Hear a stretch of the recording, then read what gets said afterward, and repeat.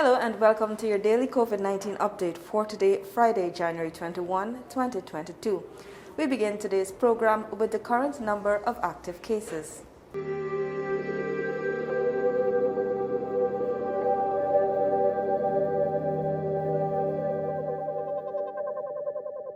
So over the last 24 hours, we did 4,109 COVID-19 tests, and we were able to diagnose 902 persons with COVID. So right now we have 12,773 active cases, of which 130 of those persons are in our hospitals.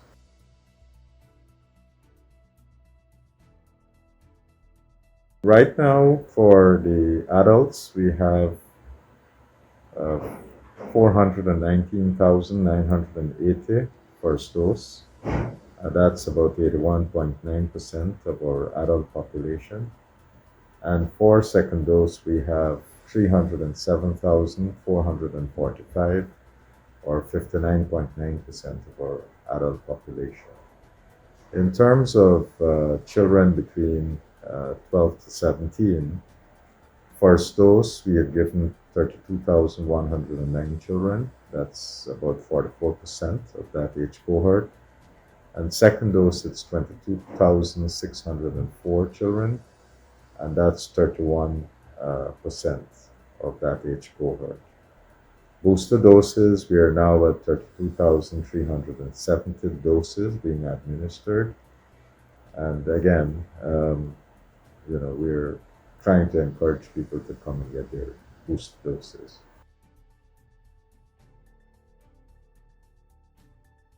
The majority of the persons who have been hospitalized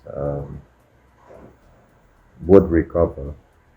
However, what we are finding is that the persons who are becoming hospitalized now, they would have a lot of comorbidities. Some of them not just have one underlying illness, but they have several underlying illness. So we have noticed that pattern. And then secondly, most of the people who are now coming into hospitals have not been vaccinated. And of recent too, we have noticed a lot of elderly people who are coming into the hospital who are unvaccinated and with comorbidities. These are all risk factors, and because of that, we have found that a lot of these patients don't do too well, and they're at risk of dying if they get COVID. So these are the challenges that we have. And again, if there are persons who have not been vaccinated, I would really encourage them to go and get vaccinated. For long COVID, generally, if the disease goes for a couple of weeks, now we're not seeing people staying that long, but generally, we were looking at if hospitalization is up to 4 weeks. Anything after 4 weeks is considered to be long COVID. With Omicron, the acute phase has been shorter, and even for hospitalization, when we were looking at between 10 to 14 days, we have now seen most patients spending probably about 5 to 7 days. So the time for the interval of hospitalization in many ways have been reduced, but what would happen to these patients in the long term is still to be determined.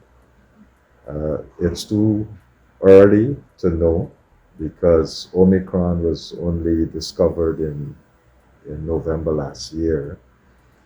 And persons with long COVID, you probably have to, there are two phases if you want in long COVID. So people between, say, 4 weeks to 3 months, and then between 3 months to 6 months.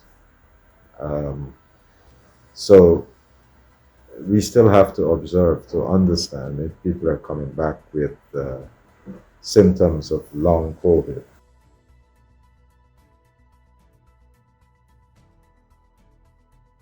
We do have a number of physicians who are working in that area, and they consult patients. So yes, it has been established, and they have been reviewing these patients and treating them.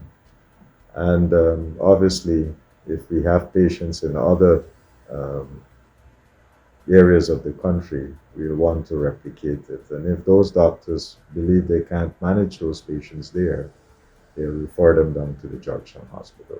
You have been watching the daily COVID-19 update for today, Friday, January 21, 2022. I'm Natasha Smith-Thomas. Goodbye.